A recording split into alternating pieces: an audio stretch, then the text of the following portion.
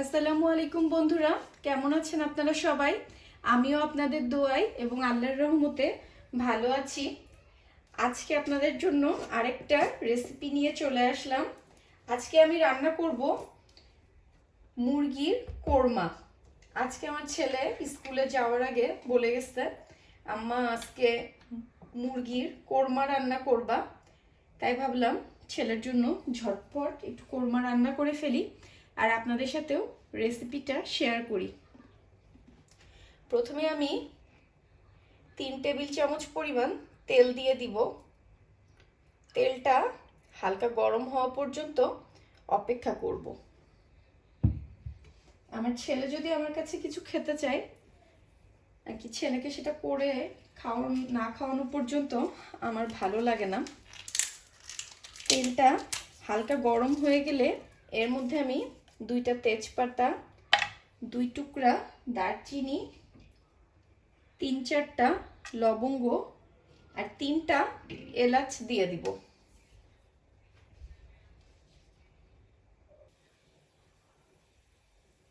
গরম মশলাগুলো তেলে আমি 10-20 সেকেন্ড মতো হালকা ভেজে নিয়েছি। এবার এর মধ্যে আমি 2টা বড় পেঁয়াজ কুচি দিয়ে দিব।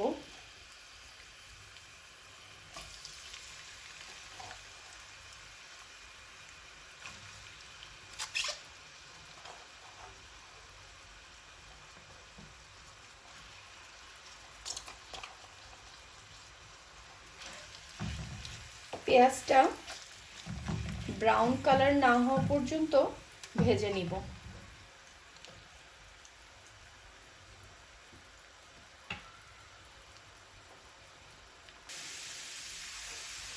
আমার পেঁয়াজটা হালকা লাল হয়ে আসছে। এখন আমি এর মধ্যে 1 চা চামচ পরিমাণ আদা বাটা আর 1.5 চা চামচ পরিমাণ রসুন বাটা দিয়ে দিব।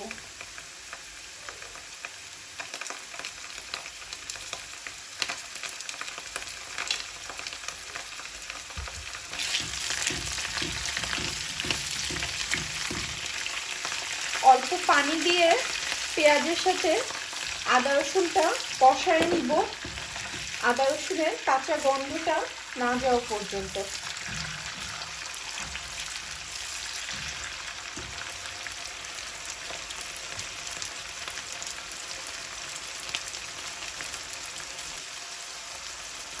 আদা রসুন কষানো হয়ে গেছে। এর মধ্যে এখন আমি 1 চা চামচ পরিমাণ জিরার গুঁড়া, 1 চা চামচ পরিমাণ ধনিয়ার গুঁড়া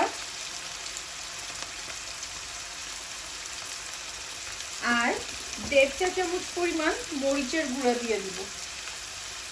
অনেকেই কোরমাতে মরিচের গুঁড়া দেয় না, কিন্তু আমি দেই, কারণ আমার একদম মিষ্টি কোরমা ভালো লাগে না, একটু হালকা ঝাল ঝাল কোরমা খেতে ভালো লাগে, এই জন্য। এবার আমি অল্প পানি দিয়ে মশলাটা খুব ভালো করে কষায় নিব।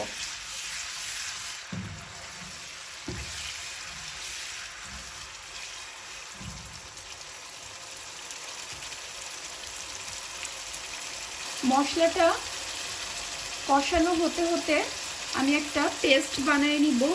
2 টেবিল চামচ পরিমাণ পেঁয়াজের বেরেস্তা, 2 টেবিল চামচ পরিমাণ টক দই, 10টা মতো কাজু বাদাম আর 1/2 চা চামচ পরিমাণ পোস্তদানা। এগুলো সব আমি খুব সুন্দর একটা মিহি পেস্ট করে নিব। মশলাটা আমার খুব ভালো মতো কষানো হয়ে গেছে। এর মধ্যে এখন আমি মুরগিটা দিয়ে দিব। আজকে আমি একটা মুরগির কোরমা রান্না করব। মুরগিগুলো আমি বেশি ছোট টুকরা করেও কাটিনি, আবার খুব বড় টুকরা করেও কাটি নাই, মিডিয়াম সাইজ করে আমি কেটে নিয়েছি।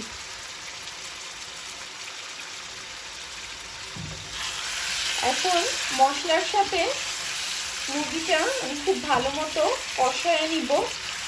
কোনো এক্সট্রা পানি দেওয়ার দরকার নেই, কারণ মুরগি থেকে পানি বের হয়, সেই পানিতেই মাংসটা কষানো হয়ে যাবে। আর এটা যেহেতু ব্রয়লার মুরগি, খুব তাড়াতাড়ি সিদ্ধ হয়ে যায়, গরম পানি দিলে মুরগিটা একদম গলে যাবে। চিকেন কোরমা আমার সবচেয়ে বেশি ভালো লাগে দেশি মুরগি দিয়ে। এখানে তো আর দেশি মুরগি পাওয়া যায় না, এই জন্য ব্রয়লার দিয়েই করতে হয়। এখন আমি ঢাকনা দিয়ে মাংসটা খুব ভালো করে কষায় নিব।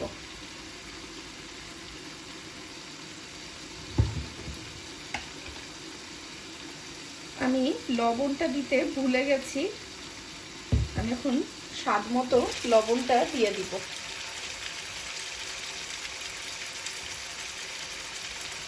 আপনাদের কি কারোর এরকম হয় যে রান্না করতে করতে হঠাৎ করে মনে পড়ে যে লবণ দেননি? আমার কিন্তু প্রায় সময়ই এরকম হয়। দেখা যাচ্ছে আমি রান্না শুরু করে দিচ্ছি, তারপর আমার মনে পড়ে যে আমি তো লবণই দেইনি।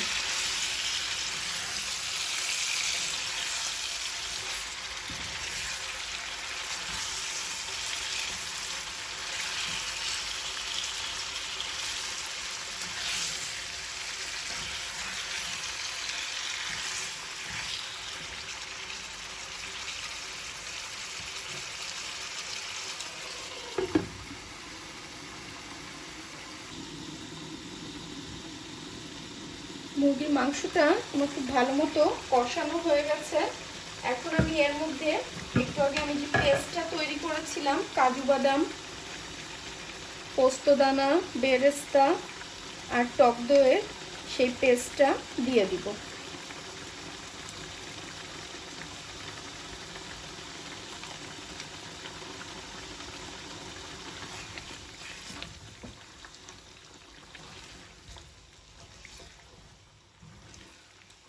পেস্টটা মাংসের সাথে খুব ভালো করে মিক্সড করে দিব, তাহলে দলা দলা হয়ে যাবে মশলাটা।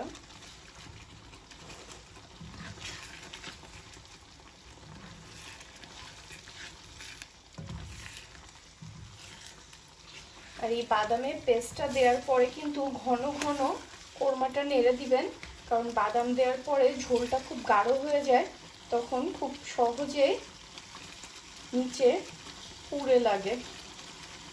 এই জন্য নিচে যেন পুড়ে না যায়, এই জন্য বারবার নিচে নেড়ে দিবেন। এই পেস্টটা দিয়ে আমি আরও 5 থেকে 7 মিনিট মাংসটা কষায় নেব।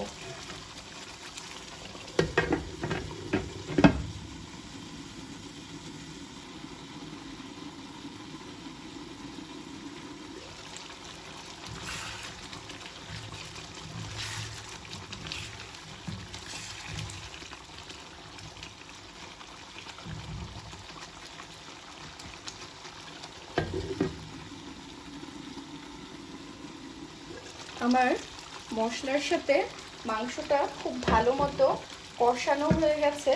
এখন আমি এর মধ্যে 1 কাপ পরিমাণ দুধ দিয়ে দিব। চিকেন কোরমা রান্নায় আমি কোনো প্রকার পানি ব্যবহার করব না, আমি পুরো রান্নাটা দুধ দিয়ে করব।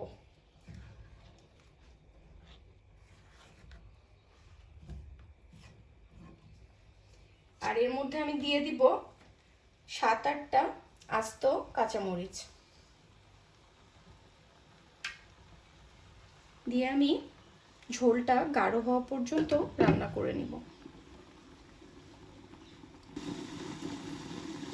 আমি 10-15 মিনিট রান্না করে নিয়েছি, আমার ঝোলটা অনেকটাই গাঢ় হয়ে আসছে। এখন আমি এর মধ্যে 1.5 টেবিল চামচ পরিমাণ চিনি দিয়ে দিব।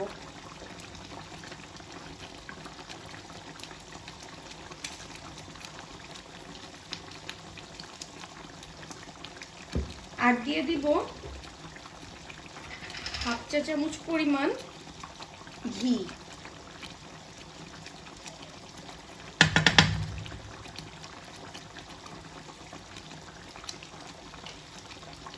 আর দিয়ে দিব 1/2 চা চামচ পরিমাণ গরম মশলার গুঁড়া।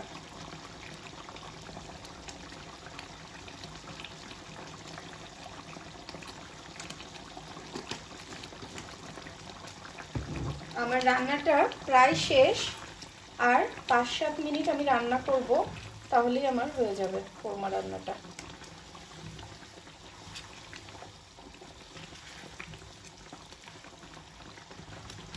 কোরমা রান্না করতে গেলেই আমার আম্মুর কথা খুব মনে পড়ে। আমার আম্মু চিকেন রোস্টের থেকে চিকেন কোরমা খেতে বেশি পছন্দ করে। প্রতিটা রান্নাই থাকে আসলে কাছের মানুষদের প্রিয় খাবার। যখনই সেগুলো করি তাদের সবার কথা খুব মনে পড়ে। এখন আমি ঢাকনা দিয়ে আর 10 মিনিট রান্না করব, তাহলেই হয়ে যাবে আমার চিকেন কোরমাটা রান্না।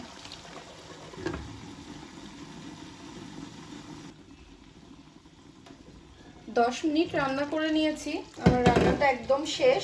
এখন আমি চুলাটা একদম আস্তে করে দিব, দিয়ে এর মধ্যে আমি হাফ টেবিল চামচ পরিমাণ কেওড়ার জল দিয়ে দিব, একটা শাহি ফ্লেভার আনার জন্য। আর দিয়ে দিব 2-3 টেবিল চামচ পরিমাণ পেঁয়াজের বেরেস্তা।